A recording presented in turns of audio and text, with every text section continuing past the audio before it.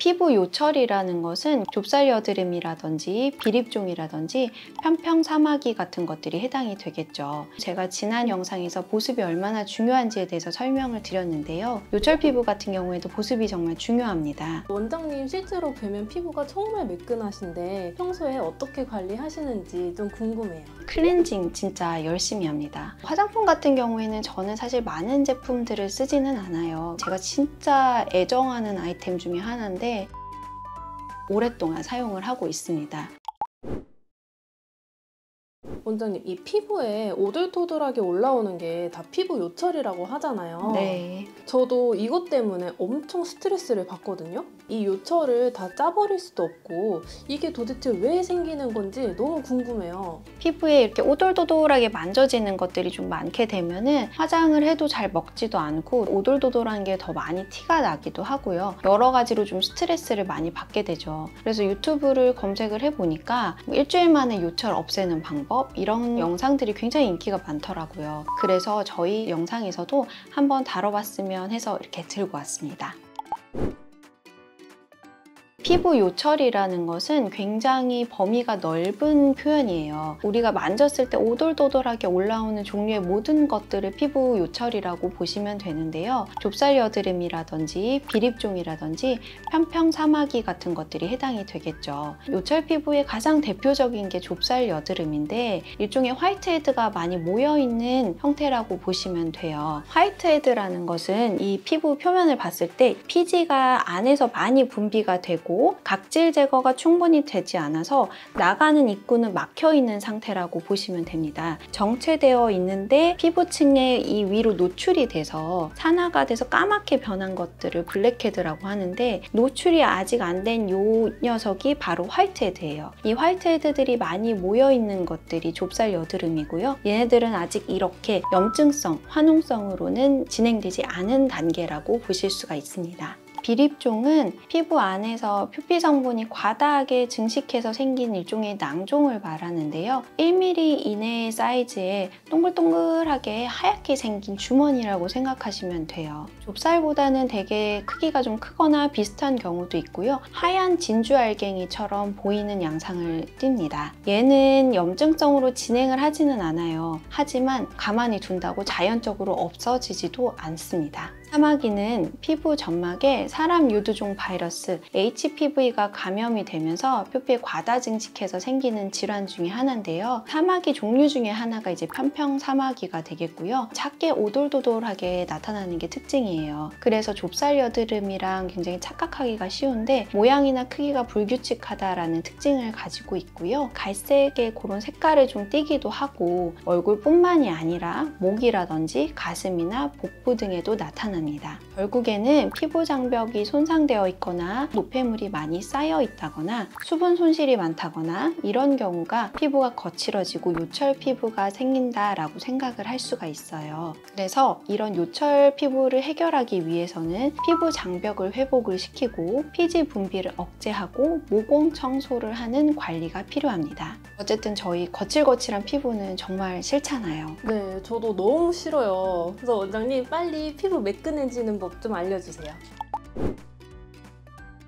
네, 일단 첫 번째로 세안을 꼼꼼하게 해주시는 겁니다. 아, 또 세안 이야기인가 하실 수 있는데 클렌징은 진짜 몇 번을 강조해도 지나치지가 않습니다. 보통은 화장을 많이 하실 테니까 메이크업을 지우는 걸 기준으로 세안에 대해서 좀 말씀을 드리자면요. 클렌징 제품들은 주로 계면활성제랑 오일 성분들이 함유가 되어 있습니다. 그래서 이 두 가지 성분들의 배합이라든지 함량에 따라서 클렌징 워터나 클렌징 오일, 클렌징 밀크 이렇게 제품 군들을 좀 나눌 수가 있는데요. 클렌징 오일 중에 올리브 오일이 들어있는 제품 같은 경우에는 코메도제닉이라고 해서 여드름을 유발할 수 있는 성격을 가지고 있어요. 반면에 클렌징 밀크는 말 그대로 좀 밀키한 로션 제형이고 수분 함량이 높은 클렌징 워터의 장점과 오일 함량이 높은 클렌징 오일의 장점을 적절하게 믹스한 제형이기 때문에 저는 클렌징 밀크를 사용하는 거를 좀 추천을 드리고요. 사용 방법에 대해서는 저마다의 나름의 노하우가 있으시겠지만 하시겠지만 저 같은 경우에는 클렌징 밀크를 손에 이제 4번에서 5번 정도 펌핑을 충분히 해주셔서 피부에 골고루 묻혀주신 다음에 압력을 주지 말고 살살살살 롤링을 많이 해주시는 거예요. 롤링을 해주신 다음에 만약에 집에 해면 스펀지가 있다면 해면으로 좀 닦아내고 물로 씻는 거를 추천을 드리고요. 해면 스펀지가 없다면 물 세안을 꼼꼼하게 해주시는 것을 추천을 드립니다. 그리고 내가 색조 화장을 한 상태라면은 클렌징 폼을 이용한 2차 세안까지 꼭 진행하실 것을 추천을 드립니다.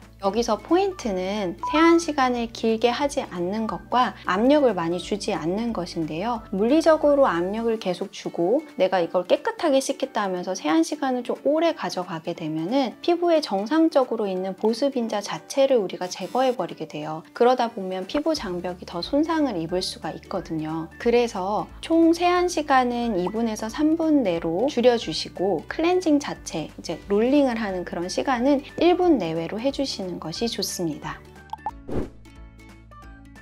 두 번째로는 스킨케어예요. 피지 분비가 많고 모공이 막혀있는 상태라면 피지 분비를 줄이고 모공 청소를 해주면 되겠죠. 그래서 화장품 성분표를 보거나 라벨을 보면 논코메도제닉이라고 표기되어 있는 제품들이 있어요. 논코메도제닉이라는 거는 화장품 안에 있는 성분이 피지 분비에 자극이 덜하고 여드름 유발 위험성이 낮은 제품이라는 것을 말을 해요. 그래서 이런 제품들을 주로 써주시는 게 좁쌀 여드름이나 요철 피부를 완화하는 데 도움이 될 거고요. 추가적으로 제가 지난 영상에서 보습이 얼마나 중요한지에 대해서 설명을 드렸는데요. 요철 피부 같은 경우에도 보습이 정말 중요합니다. 왜냐하면 피부가 요철감이 좀 있다는 거는 결국에는 유수분 밸런스가 좀 깨져 있다라고도 저희가 볼 수가 있는데 피부가 민감성으로 변해 있는 경우들이 많기 때문에 보습을 해주실 때는 밀폐 효과가 많은 꾸덕한 제형보다는 수분 함량이 많은 함습제 형태를 저는 좀 추천을 드리고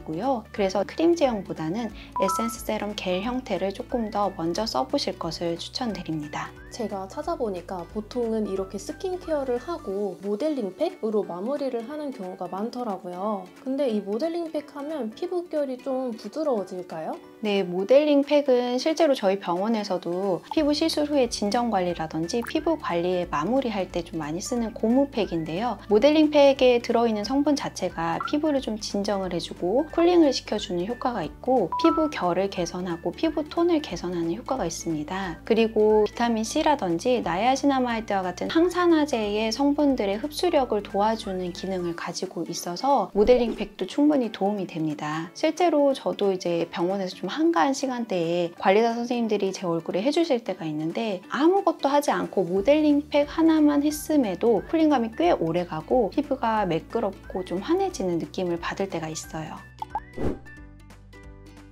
그런데 이렇게 스킨케어를 잘 해주시는 것과 더불어서 생활습관 교정도 굉장히 중요합니다. 요철 피부 가지신 분들 같은 경우에는 피부가 굉장히 신경이 쓰이잖아요. 그러니까 나도 모르게 표면을 만져보시는 분들이 꽤 있단 말이죠. 그러시면 안 됩니다. 피부를 좀 안 좋게 만드는 습관을 한 대략적으로 3가지 정도만 말씀을 드려보자면 첫 번째가 방금 말씀드린 손으로 만지는 습관이에요. 손은 우리가 많이들 알고겠지만 세균 덩어리예요. 세균 덩어리. 얘를 좀 많이 깨끗이 씻는다고 해도 많은 것들을 저희가 만지면서 생활을 하거든요. 그러다 보니까 이 만진 손으로 얼굴을 자꾸 만진다는 거는 밖에서 내가 묻힌 세균이 얼굴로 옮겨간다는 뜻이겠죠. 그리고 이렇게 만지는 행위 자체가 물리적 자극을 주기 때문에 피부 장벽을 좀 손상을 시킬 수가 있고 자극감을 높일 수가 있어서 피해 주시는 것이 좋습니다. 두 번째로는 달거나 맵거나 기름진 음식 같은 경우에는 IGF-1이라는 요소를 좀 자극을 하는데요. 이 IGF-1이라는 거는 피지 분비를 자극을 해요. 저희 왜 회식을 하거나 고기를 막 한가득 구워 먹거나 정제 탄수화물을 엄청 먹고 잔 다음날 이렇게 막 왕만한 뾰루지 올라오거나 그런 경험 다들 있지 않으신가요? 세 번째는 수면 습관이 좀 잘못되어 있거나 스트레스를 많이 받으시는 분들 같은 경우에는 스트레스 호르몬이라는 게 많이 발현이 되게 돼요. 근데 이 스트레스 호르몬이 피지선 분비를 좀 자극을 하게 되고 좁쌀 여드름을 더 심하게 만들 수가 있는 거죠. 그래서 푹 자는 습관, 스트레스 관리가 굉장히 중요합니다. 이것도 이제 제 경험에서 좀 우러나오는 거기는 한데 개운한데 너무 잘 잤는데 하는 날 거울을 보면 뭐 따로 뭘 바르지 않아도 피부가 좀 뽀얗고 오늘 피부 되게 좋은데? 라는 느낌 가질 때가 있거든요. 그만큼 잠, 스트레스 중요합니다. 원장님 실제로 뵈면 피부가 정말 매끈하신데 평소에 어떻게 관리하시는지 좀 궁금해요. 클렌징 진짜 열심히 합니다. 앞에서 말씀드린 클렌징 밀크, 클렌징 폼 이런 것들을 이용한 클렌징을 몇 년 전부터 계속 좀 하고 있고요. 화장품 같은 경우에는 저는 사실 많은 제품들을 쓰지는 않아요. 그래서 세럼 종류로는 닥터 에스테라는 회사에서 나오는 화이트닝 세럼이랑 제로이드 로션을 좀 격일로 번갈아 가면서 쓰고 있고요. 이제 조금 꾸덕한 제형으로는 제가 진짜 애정하는 아이템 중에 하나인데 라로슈포즈의 시카블라스트를 오랫동안 사용을 하고 있습니다. 더불어서 디 오디너리의 나이아신 세럼이라든지 라로슈포즈의 비타민C 앰플 같은 것들도 번갈아 가면서 사용하고 있어요. 요거는 절대 광고가 아니고요. 그냥 제가 썼는데 좋아서 말씀을 드리는 겁니다. 근데 나는 아무리 관리를 해도 잘 안 된다. 요철이 잘 안 없어지고 소용이 없다 하는 경우가 있잖아요. 이때는 피부과에서 어떻게 좀 치료를 받을 수 있을까요?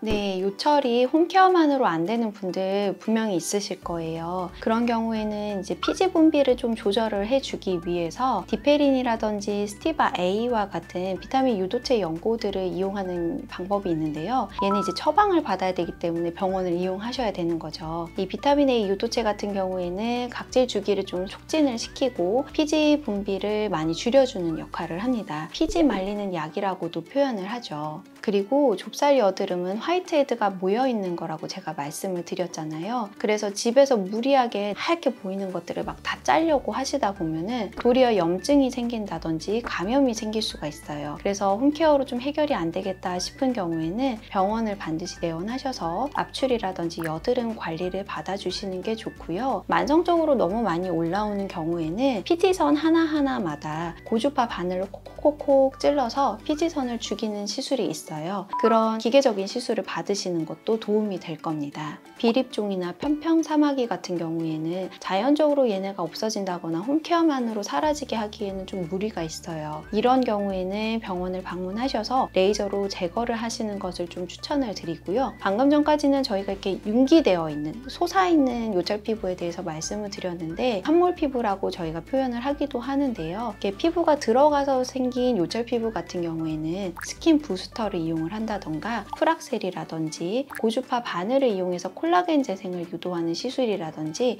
이런 것들이 도움이 될 수가 있습니다.